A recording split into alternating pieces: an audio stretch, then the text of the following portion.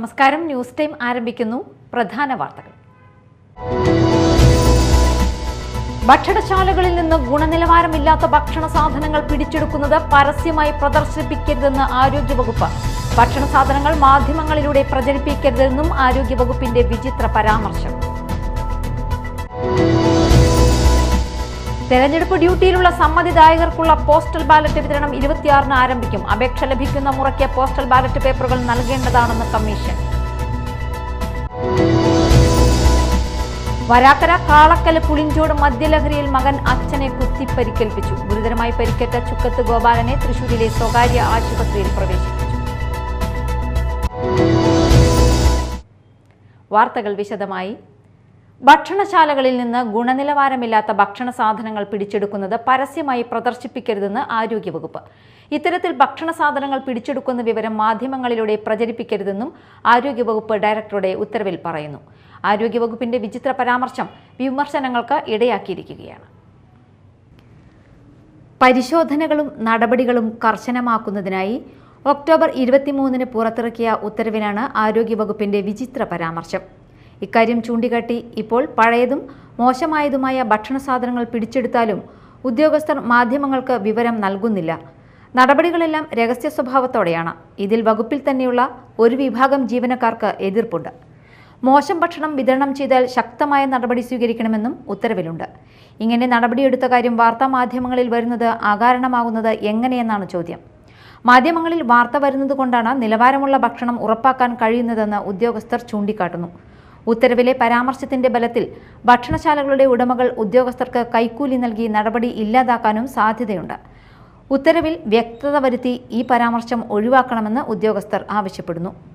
Media time, Kochi. തെരഞ്ഞെടുപ്പ് ഡ്യൂട്ടിയിലുള്ള സമ്മതിദായകർക്കുള്ള postal ballot വിതരണം 26-ന് ആരംഭിക്കും. തെരഞ്ഞെടുപ്പ് ഡ്യൂട്ടിക്ക് നിയോഗിക്കപ്പെട്ടവർ ഡ്യൂട്ടിയിൽ നിയോഗിച്ചു പുറപ്പെടുവിച്ച ഉത്തരവിന്റെ ശരിപ്പകർപ്പ് സഹിതമാണ് അപേക്ഷിക്കേണ്ടത്. അപേക്ഷ ലഭിക്കുന്ന മുറയ്ക്ക് പോസ്റ്റൽ ബാലറ്റ് പേപ്പറുകൾ നൽകേണ്ടതാണെന്ന് കമ്മീഷൻ എല്ലാ വരണാധികാരികൾക്കും നിർദ്ദേശം നൽകി. തെരഞ്ഞെടുപ്പ് ഡ്യൂട്ടിയിലുള്ള സമ്മതിദായകർക്കുള്ള പോസ്റ്റൽ ബാലറ്റ് വിതരണം 26-ന് ആരംഭിക്കും. ത്രിതല പഞ്ചായത്തുകളെ സംബന്ധിച്ച് 3 ബാലറ്റുകളും മുനിസിപ്പാലിറ്റി, കോർപ്പറേഷൻ എന്നിവയിലേക്ക് ഓരോ ബാലറ്റുമാണ് നൽകേണ്ടത്. പോളിംഗ് ഡ്യൂട്ടിയിലുള്ള സമ്മതിദായകരുടെ തപാൽ വോട്ടിനുള്ള അപേക്ഷ കൃത്യമായി സ്വീകരിക്കുന്നതിനുള്ള ക്രമീകരണം ഏർപ്പെടുത്തണമെന്ന് ജില്ലാ തെരഞ്ഞെടുപ്പ് ഉദ്യോഗസ്ഥരോടും വരണാധികാരികളോടും കമ്മീഷൻ ആവശ്യപ്പെട്ടു. തെരഞ്ഞെടുപ്പ് ഡ്യൂട്ടിയിലുള്ള വോട്ടർമാർ പോസ്റ്റൽ ബാലറ്റിനായി ഫോം 15-ൽ ബന്ധപ്പെട്ട വരണാധികാരിക്ക് അപേക്ഷ നൽകണം. അപേക്ഷാ ഫോം വരണാധികാരിയുടെ ഓഫീസിലും സംസ്ഥാന തെരഞ്ഞെടുപ്പ് കമ്മീഷൻ വെബ്സൈറ്റിലും ലഭിക്കും. അപേക്ഷ വോട്ടെടുപ്പിന് 7 ദിവസം മുൻപോ അല്ലെങ്കിൽ വരണാധികാരിക്ക് അനുവദിക്കാവുന്ന കുറഞ്ഞ കാലാവധിക്ക് മുൻപോ ലഭിക്കത്തക്ക വിധം അയക്കുകയോ നേരിട്ട് നൽകുകയോ ചെയ്യാം. നേരിട്ട് നൽകുമ്പോൾ അപേക്ഷകൻ സ്വന്തം ഐഡന്റിറ്റി വരണാധികാരിയെ ബോധ്യപ്പെടുത്തിയിരിക്കണം. ഗ്രാമ, ബ്ലോക്ക്, ജില്ലാ പഞ്ചായത്തുകളിലേക്ക് അതിൻ്റെ ഓരോ വരണാധികാരിക്കും പ്രത്യേകം അപേക്ഷകൾ നൽകണം. 3 അപേക്ഷകളും ഒരു കവറിലാക്കി നൽകിയാൽ മതി. ത്രിതല പഞ്ചായത്തുകളിലേക്കുള്ള അപേക്ഷകൾ ബ്ലോക്ക് പഞ്ചായത്ത് തലത്തിൽ ഒന്നിച്ചാണ് പരിഗണിക്കുന്നത്. ജില്ലാ പഞ്ചായത്തിന്റെ ബാലറ്റ് അയക്കുന്നത് ചുമതലപ്പെട്ട ബ്ലോക്ക് പഞ്ചായത്ത് വരണാധികാരിക്കാണ്. ത്രിതല പഞ്ചായത്തുകളിലേക്കുള്ള പോസ്റ്റൽ ബാലറ്റ് പേപ്പറുകൾ ഫോം 16-ലെ സത്യപ്രസ്താവന 3 വീതം, ഫോറം 17-ലെ സമ്മതിദായകർക്കുള്ള നിർദ്ദേശങ്ങൾ 1 വീതം, ഫോം 18-ലെ ചെറിയ കവറുകൾ 3 വീതം, ഫോം 19-ലെ വലിയ കവറുകൾ 3 വീതം എന്നിവ ഒന്നിച്ച് ഒരു വലിയ കവറിലാക്കി അപേക്ഷകന് നേരിട്ടോ സ്പീഡ് പോസ്റ്റായോ നൽകും. മുനിസിപ്പാലിറ്റികളിലും കോർപ്പറേഷനുകളിലും ഇവയെല്ലാം 1 വീതമാണ് നൽകുക. നേരിട്ട് കൈമാറുകയാണെങ്കിൽ അപേക്ഷകൻ സ്വന്തം ഐഡന്റിറ്റി വരണാധികാരിയെ ബോധ്യപ്പെടുത്തണം. Media time, Kochi. വരാക്കര കാളക്കല്ല് പുളിഞ്ചോട് മദ്യലഹരിയിൽ മകൻ അച്ഛനെ കുത്തിപ്പരിക്കേൽപ്പിച്ചു. ഗുരുതരമായി പരിക്കേറ്റ ചുക്കത്ത് ഗോപാലനെ തൃശൂരിലെ സ്വകാര്യ ആശുപത്രിയിൽ പ്രവേശിപ്പിച്ചു. മകൻ ബിനേഷിനെ വരന്തരപ്പള്ളി പോലീസ് കസ്റ്റഡിയിലെടുത്തു. ഇന്നലെ വൈകിട്ട് 6 മണിയോടെയാണ് സംഭവം. ഓട്ടോ ടാക്സി ഡ്രൈവറെ ഹെൽമറ്റ് കൊണ്ട് ആക്രമിച്ച് പരിക്കേൽപ്പിച്ച കേസിലെ പ്രതിയെ പോലീസ് പിടികൂടി. തൃശൂർ കുറ്റൂർ പോട്ടോർ സ്വദേശി തോട്ടുവറ വീട്ടിൽ 27 വയസ്സുള്ള ജിതിനെയാണ് തൃശൂർ റൂറൽ പോലീസ് അറസ്റ്റ് ചെയ്തത്. ഓട്ടോ ടാക്സി ഡ്രൈവറായ കരുവന്നൂർ എട്ടുമന സ്വദേശി പൂലാക്കൽ വീട്ടിൽ മുഹമ്മദ് അലിയെ ആക്രമിച്ച് പരിക്കേൽപ്പിച്ച കേസിലാണ് ഇയാൾ പിടിയിലായത്. എതിർദിശയിൽ നിന്നും വാഹനങ്ങളിൽ വന്ന ഇരുവരും വാഹനം സൈഡ് കൊടുക്കുന്നതുമായി ബന്ധപ്പെട്ട തർക്കമാണ് ആക്രമണത്തിൽ കലാശിച്ചത്. Cherpu police station SHO Shajan MS, JSI Shaju, JSIമാരായ ജോയ് തോമസ്, ആരിഫ്, CPOമാരായ സുൽഫിക്കർ, പ്രദീപ് എന്നിവരാണ് അന്വേഷണ സംഘത്തിലുള്ളത്.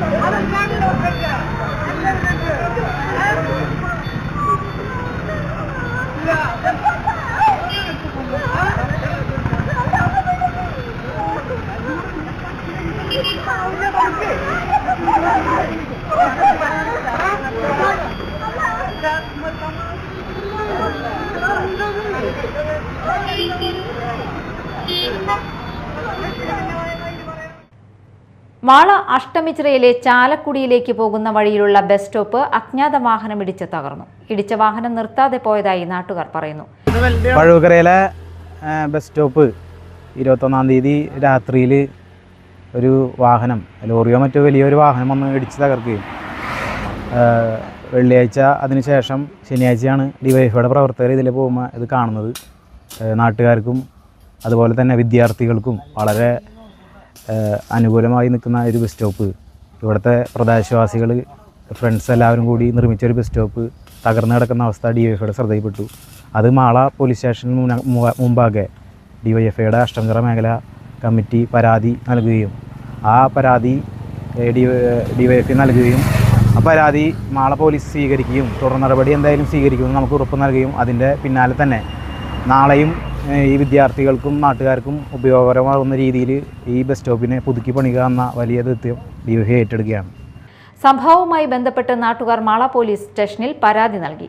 അതിനിടെ ഡിവൈഎഫ്ഐ മേഖലാ കമ്മിറ്റിയുടെ നേതൃത്വത്തിൽ ബസ് സ്റ്റോപ്പ് താൽക്കാലികമായി പുതുക്കി പണിതു. ഡിവൈഎഫ്ഐ അഷ്ടമിച്ചിറ മേഖലാ secretary MS Akshay, president VS Sarath എന്നിവരുടെ നേതൃത്വത്തിലാണ് ബസ് സ്റ്റോപ്പിന്റെ താൽക്കാലിക പുനർനിർമ്മാണം നടത്തിയത്. Mala assistant sub inspector Rajeev നമ്പീശനും സംഘവും സ്ഥലം സന്ദർശിച്ചു.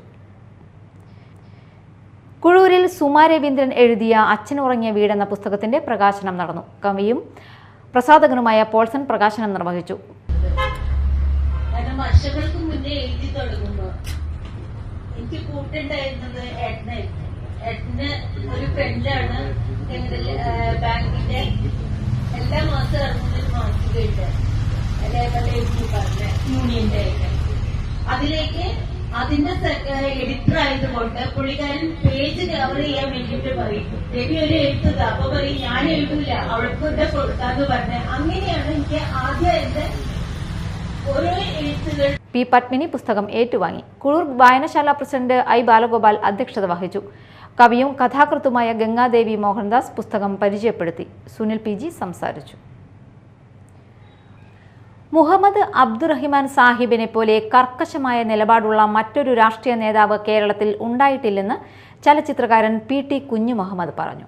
കറുകപ്പാടത്ത് ഫാമിലി വെൽഫെയർ അസോസിയേഷൻ അഴീക്കോട്ടെ സാഹിബിന്റെ ജന്മഗൃഹത്തിൽ സംഘടിപ്പിച്ച സാഹിബിന്റെ 80-ാം ചരമവാർഷികം ഉദ്ഘാടനം ചെയ്ത് സംസാരിക്കുകയായിരുന്നു അദ്ദേഹം. എല്ലാ കവികളും വളരെ വൈകാരികമായിട്ടാണ്. ചില ആളുകൾ ആ സിനിമ കണ്ടിട്ടും അതിനെക്കുറിച്ച് സംസാരിക്കുമ്പോഴും M. ഗംഗാധരൻ കണ്ണീരോടുകൂടി ഇറങ്ങിപ്പോയി എന്ന് അദ്ദേഹത്തിന്റെ പേരക്കുട്ടി എന്നോട് വിളിച്ചു പറയുകയുണ്ടായി. ഞാൻ M. ഗംഗാധരനുമായിട്ട് നിരവധി തവണ സംസാരിച്ചിട്ടുണ്ട്. അപ്പൊ ഈ മുഹമ്മദ് അബ്ദുറഹ്മാൻ എന്ന് പറയുന്ന വ്യക്തിയെ നമ്മൾ വിലയിരുത്തുമ്പോഴൊക്കെ നിരവധി ലേയേഴ്സ് ഉണ്ട്. ഒരു ലെയർ മാത്രമല്ല മുഹമ്മദ് റഹ്മാൻ, നിരവധി ലേയേഴ്സ് ഉണ്ട്. മുഹമ്മദ് റഹ്മാൻ സാഹിബ് രാഷ്ട്രീയ രംഗത്തേക്ക് വരുന്നത് ഒരു പ്രത്യേക കാലഘട്ടത്തിലാണ്. അതായത് 1-ാം ലോക മഹായുദ്ധത്തിന് ശേഷമാണ്. 1-ാം ലോക യുദ്ധത്തിനോടുകൂടി സംഭവിക്കുന്നത് ഇസ്ലാമിക രാഷ്ട്രമായിട്ടുള്ള ഓട്ടോമാൻ എംപയർ തകർന്ന് ഇല്ലാതാകുന്ന ഒരു കാഴ്ചയാണ് നമ്മൾ കാണുന്നത്. അതുമാത്രമല്ല, ഓട്ടോമാൻ എംപയർ തകർന്ന് നിരവധി രാജ്യങ്ങളായി മാറി. സിറിയ 4ആയി മാറി, പലസ്തീൻ, ലെബനാൻ, ജോർഡാൻ, സിറിയ 4ആയി മാറി. അതാണ് ഇപ്പോൾ നടക്കുന്ന കുഴപ്പമുള്ള സ്ഥലങ്ങൾ. അങ്ങനെ വിവിധ രാജ്യങ്ങളൊക്കെ സ്വതന്ത്രയായി, ഇറാഖ് സ്വതന്ത്രയായി, ഇങ്ങനെയൊക്കെ ആയിരിക്കുന്ന സമയത്ത് ഡോക്ടർ KK മുഹമ്മദ് യൂസഫ് അധ്യക്ഷത വഹിച്ചു. NCC കേഡറ്റ് അംന ഫാത്തിമ എംബ്രോയിഡറിയിൽ തീർത്ത സാഹിബിന്റെ ചിത്രത്തിന്റെ പ്രകാശനവും നടന്നു. Panchayat president KP Rajan, professor MN Karassery, EK Soman, Abdul Wahid, Sajad Saheer, Ibrahimkutty, KK Sakeer, KG Srinivasan Shanti, KK Azad എന്നിവർ സംസാരിച്ചു. എറിയാട് മുഹമ്മദ് അബ്ദുറഹ്മാൻ സ്മാരക വായനശാലയുടെ 99ാം വാർഷികാഘോഷവും അനുസ്മരണ സമ്മേളനവും നടന്നു. കയ്പമംഗലം MLA ET ടൈസൺ ഉദ്ഘാടനം ചെയ്തു. ഈ കാലഘട്ടത്തിൽ മുഹമ്മദ് അബ്ദുറഹ്മാൻ സാഹിബിനെ സ്മരിക്കുക എന്ന് പറയുന്നത് തന്നെ വളരെ വലുതാണ്.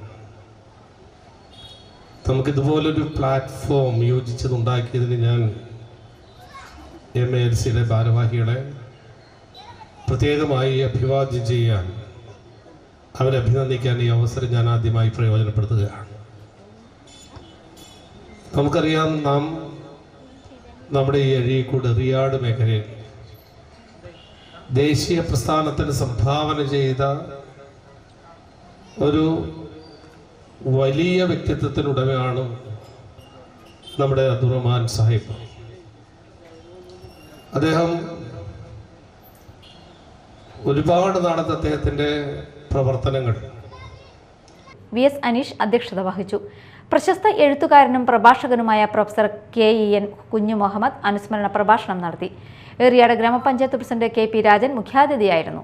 ജില്ലാ പഞ്ചായത്ത് മെമ്പർ സുഗത ശശിധരൻ, ബ്ലോക്ക് പഞ്ചായത്ത് ക്ഷേമകാര്യ standing committee chairman KA Afsal, taluk library council executive അംഗം PS സാബിർ തുടങ്ങിയവർ സംസാരിച്ചു. പ്രധാന വാർത്തകൾ ഒരിക്കൽ കൂടി. ഭക്ഷണശാലകളിൽ നിന്ന് ഗുണനിലവാരമില്ലാത്ത ഭക്ഷണ സാധനങ്ങൾ പിടിച്ചെടുക്കുന്നത് പരസ്യമായി പ്രദർശിപ്പിക്കരുതെന്ന് ആരോഗ്യവകുപ്പ്. ഭക്ഷണ സാധനങ്ങൾ മാധ്യമങ്ങളിലൂടെ പ്രചരിപ്പിക്കരുതെന്നും ആരോഗ്യവകുപ്പിന്റെ വിചിത്ര പരാമർശം.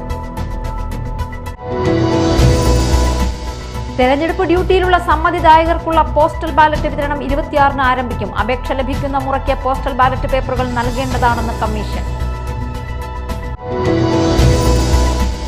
വരാക്കര കാളക്കല് പുളിഞ്ചോട് മദ്യലഹരിയിൽ മകൻ അച്ഛനെ കുത്തിപ്പരിക്കേൽപ്പിച്ചു. ഗുരുതരമായി പരിക്കേറ്റ ചുക്കത്ത് ഗോപാലനെ തൃശൂരിലെ സ്വകാര്യ ആശുപത്രിയിൽ പ്രവേശിപ്പിച്ചു.